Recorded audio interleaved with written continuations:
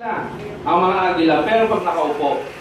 Pero kapag lumilipad ang agila, ayaw nila ng may kasama. Ayaw nila ng may katabi. Ibig sabihin, self-motivated sila. Ang mga chickens, hindi.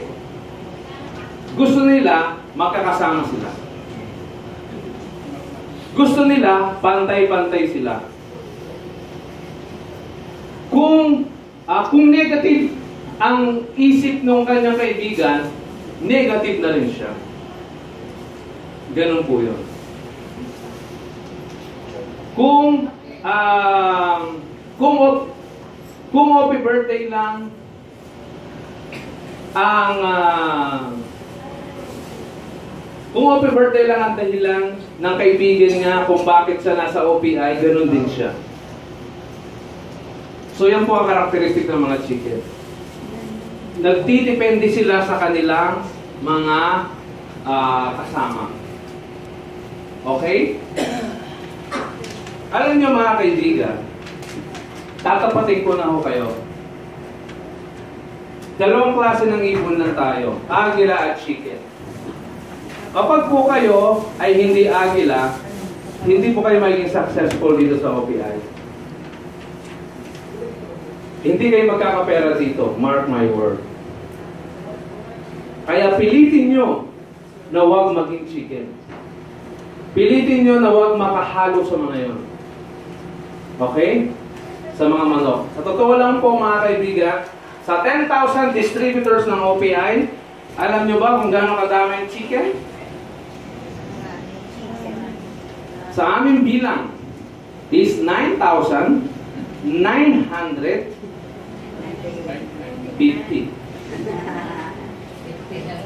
Nasa 50 lang ang mga eagles.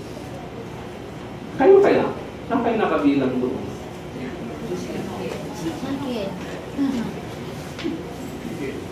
What? I-strive nyo na maging agila. Ano yung agila? Wala si upline ngayon? So what? I can fly with my own. Ang agila, lumilipad siya mag-isa. At hindi na lumilipad, kataas-taas pa nalipad. Ang agila, alam nyo ba, kung sinabi ko noong last Saturday, kapag merong bagyong malakas, lahat ng ibon, tiklop ang pakpak. Natatakot. Isang ibon lang ang lumalabas kapag bagyo. Ayun ay ang agila. Alam nyo ba, pag bumabagyo, yan ang Pasko. Yan ang pinakamasayang araw sa mga agila. Gustong-gusto ng mga agila ang bagyo.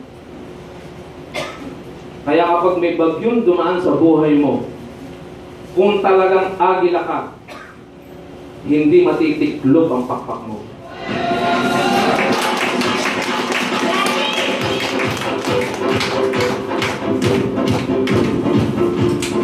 Actually, dito sa OPI, marami tayong mga expect mo na marami kang problemang kaharapin. Kasi napakalaki ng pangarap mo, expectin mo na napakalaki din ng mga challenges. Tandaan nyo, magkakambal lang yan. Pag malaki ang iyong pangarap, kakambal niyan, hindi mawawala, malaking mga challenges. Yung iba kasi, ang gusto, malaking challenge. Malaking pangarap. Pero yung challenge, gusto nila maliit lang. Mga kaibigan, kung gusto mo maliit lang na challenge o pagsubok, kailangan ng pangarap mo maliit din. Yun ang kakambal nun. Kasi hindi pwede na meron kang malaking pangarap, takot ka sa malaking challenges sa buhay. Ganun po yun. Lagi siyang parallel. So yan ang mga manok, mga kaibigan. Kung makapansin nyo ang mga manok, lagi silang nakayuko pag naglalakad. Hindi tulad ng agila. Lagi silang nakatingin sa lupa. Hindi malayo ang tingin. Mababaw ang tingin. Ibig sabihin, sila yung mga klase ng tao na Makakain lang, everyday, mabuhay lang, okay na. Wala naman pong masama to. Walang masama. Pero kapag ganoon kasi ang iyong mentality, hindi mo makukuha yung talagang gusto mo sa buhay. Okay? Next. Ano pa ang karakteristik ng mga manok? They prefer small grains to eat. Kapag pinakain mo ng steak yan, ng malaking steak, actually hindi nila kakainin yan. Pag pinakain mo ng malaking pagkain, hindi nila kakainin yan. Ano ang gusto nila? Yung maliliit, yung kasya lang sa kanilang bibig. Isang kahig, isang tuka. Ganyan po ang mga manok. Sana po hindi kayo ganyan. Yan yung OP birthday lang ang gusto. Nag-join sa OPI kasi gusto lang yung emergency assistance. Nag-join sa OPI kasi gusto lang may insurance. Nag-join sa OPI kasi pinilit ng kaibigan. Nag-join lang sa OPI kasi nagwabuhan sa speaker.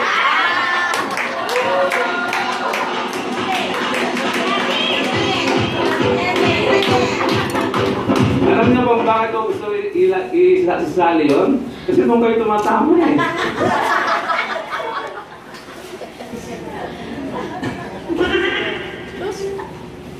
Ano bang kinakain ito? Mais?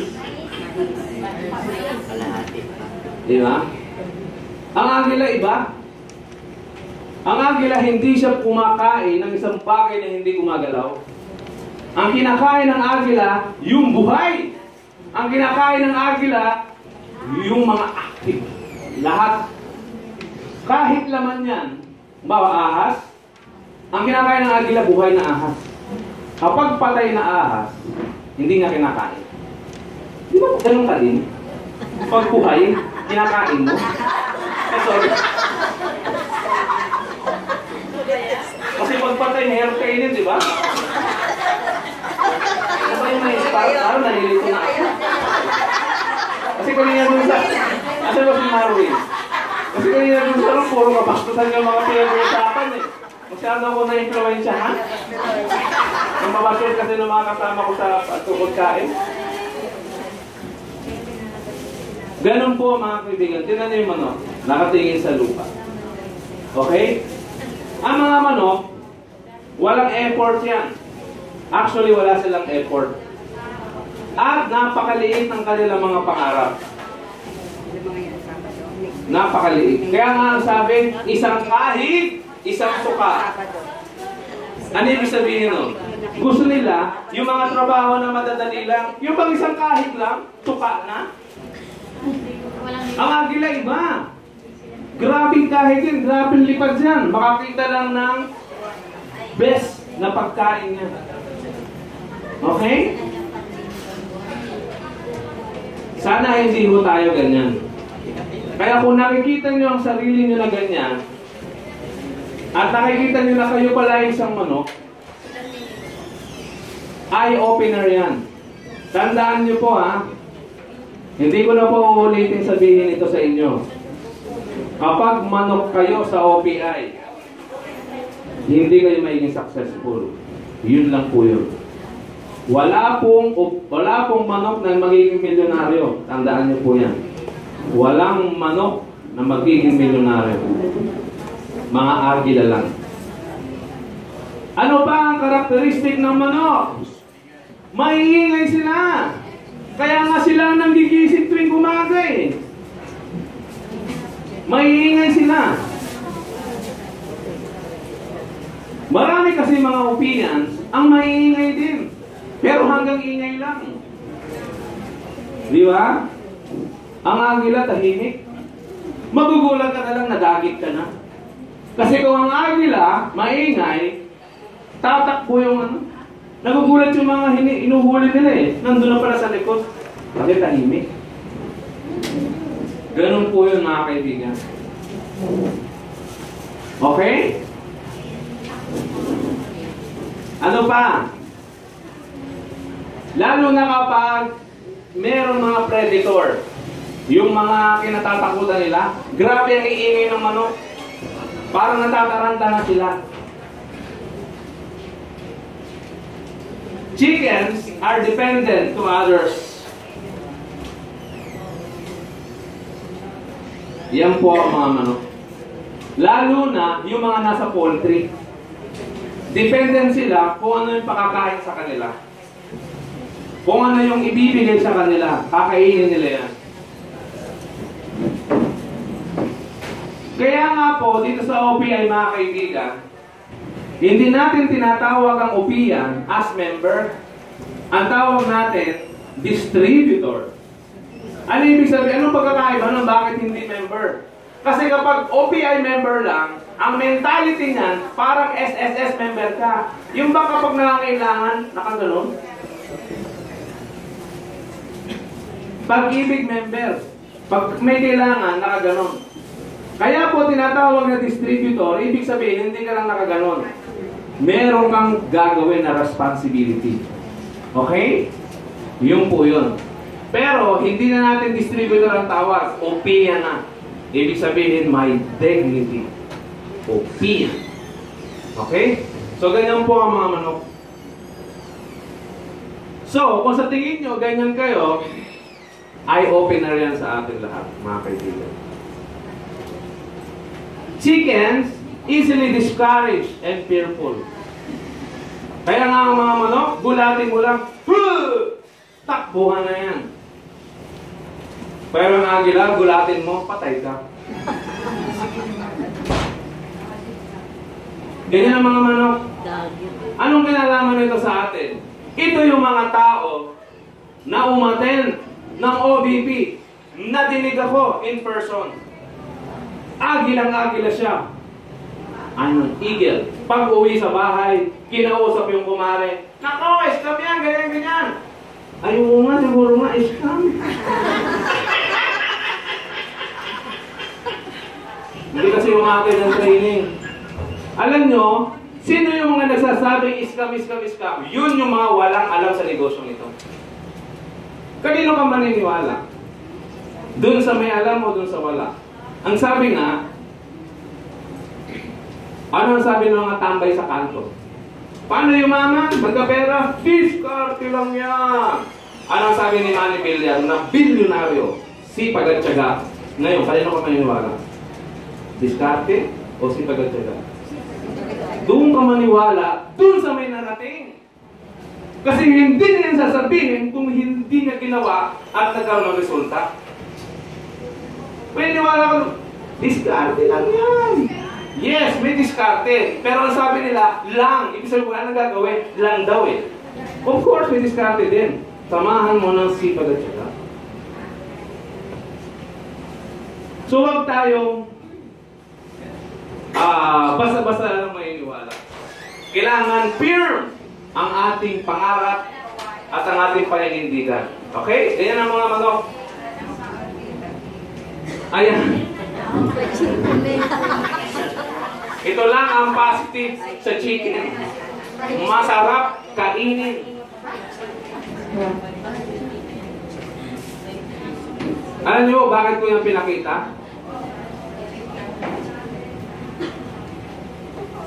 Kasi ang agila po, ang tunay na agila, ang tawag dyan, networker. Yes, kasi palalakihin niya ang kanyang network. Pero ang isang chicken na umaattend lang ng mga OVP, umaattend lang ng McDo, na may OVP sa McDo, ng Jollibee, sa mga restaurant, ang tawag dyan, hindi networker. Eat worker.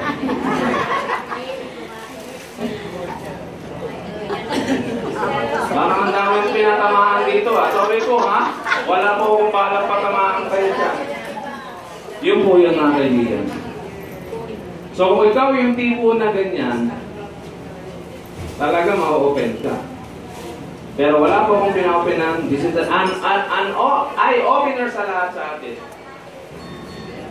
Gusto ko na makamit nyo ang inyong mga pangarap mga kaibigan. Di ba? So,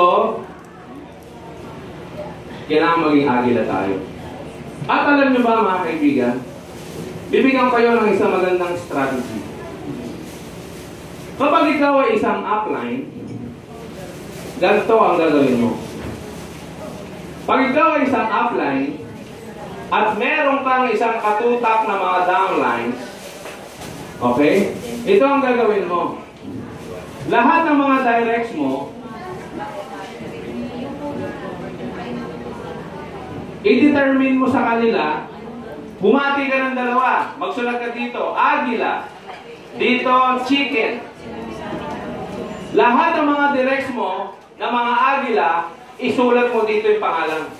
Lahat ng mga directs lang ha, hindi downline. Ibig sabihin ng directs, ikaw nag-invite. Lahat ng mga invites mo na chicken, ilagay mo dito. I-determine mo, dalawa lang yan. Agila o chicken. Magugulat ka.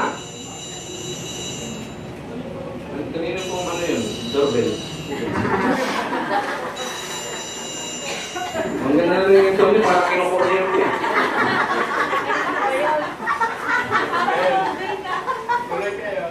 Ay, wala ano. Tubig pa ho ang yellow. Tubig pa, tubig. Bumibiling yellow pala ka nagluto. Magugulat ka. Lahat ng isusulat mo na direct, puro manok pala. Para malaman mo mga kaibigan na ikaw ay meron ng agila sa left and right mo, simple lang. Subukan mong huwag magtrabaho ng isang linggo. Kapag ikaw ay kumikita pa rin, isang buwan hindi ka nagtrabaho at kumikita ka pa rin, ibig sabihin may agila ka sa left and right. Ang mga agila kasi may sariling palo yan, pusang palo. Kahit pabayaan mo, may pusa yan. Ang mga manok hindi aasa sa'yo. Oh.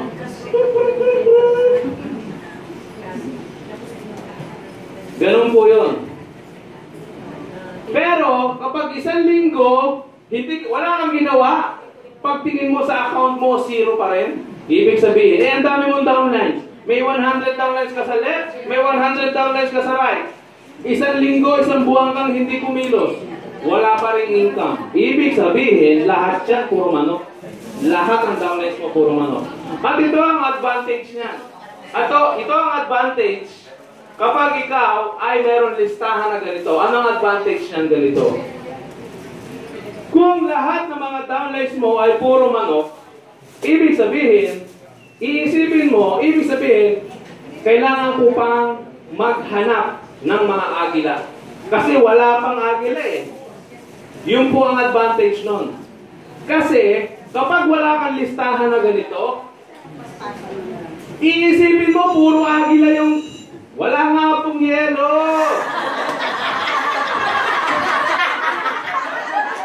Pwede ako. Joke lang yan.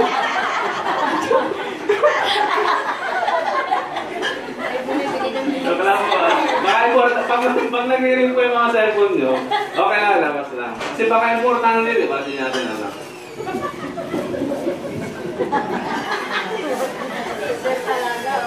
Next time, magdala ng cellphone dito, ha? Walang yelo, walang yelo, walang tubig. Nasira yung lababo. Sa lababo, yun ang yelo. Pagka nalilito. Yun ang maganda. Kasi yung iba, kapag walang listahan na ganito, pinipresume. Alam mo yung presume? Ano ba bang term doon? Ina-assume. Yan. Asumero, asumera. Ina-assume yung invite niya, yung directs niya, akala niya agila. Uy! Agila to, agila to, agila to, agila to. Ngayon, hintay siya ng hintay. Kaya sa mga agila ko. Hintay pa ulit. Agila, agila, agila, agila. Nakikita. Yung pala mga manok. Yung po ang kahalagahan, kapag dinetermine mo kung ang mga downlines mo ay agila. At ang maganda dito, kung alam mo sila ay manok, hindi ka mati-discourage kasi alam mo na ng manok eh. Pag manok sila, alam mo hindi kikilos yan. Alam mo. At least alam mo. Ang nakaka-discourage kasi, akala mo agila, pero manok pala. Madi-discourage ka. Kaya ikaw, nagiging manok na rin. Nag-iso po yung point? That's so important. Ganon ang akala ng iba. Ang dami-dami kong downline. 1,000. Pero puro manok. Nangyayari po yan.